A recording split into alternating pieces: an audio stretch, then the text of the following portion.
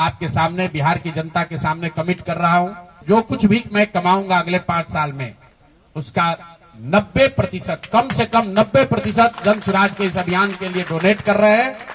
यही नहीं, पिछले 20 वर्ष में मैंने अपने द्वारा अर्जित की गई जो भी मेरी चल अचल संपत्ति है, एक मैंने अपने परिवार के लिए दिल्ली में एक घर को छोड़कर बाकी सारी संपत्ति को जन स्वराज के इस अभियान के लिए डोनेट कर रहा हूं।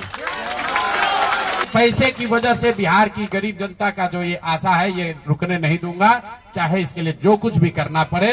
पैसे की वजह से ये अभियान रुकने वाला नहीं है। मैं फिर से दोहरा देता हूं, अगले 5 साल तक जो कुछ भी मेरी आमदनी होगी, उसका कम से कम 90% मैं जन स्वराज के इस अभियान को चलाने के लिए दान करूंगा।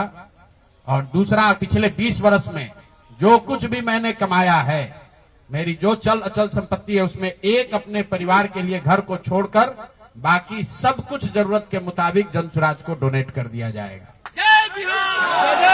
इसके साथ ही मैं आपके जरिए बिहार की जनता से, जन स्वराज से जुड़े हुए लोगों को ये आह्वान करना चाहता हूं, आप भी संकल्प लीजिए।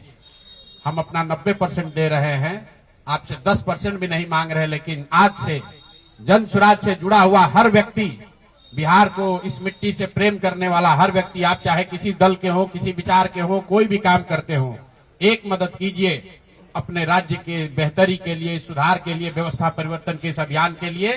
कम से कम 1000 रुपया जरूर आप डोनेट कीजिए।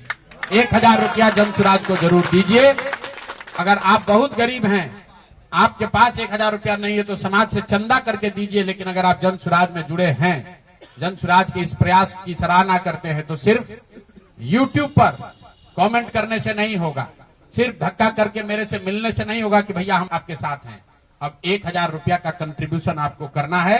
मेरा विश्वास है कि बिहार के 13 करोड़ जनता में से अगर 1 करोड़ लोगों ने भी 1000 रुपया का योगदान कर दिया, तो अगले 5 साल तक इस अभियान को कोई रोक नहीं पाएगा।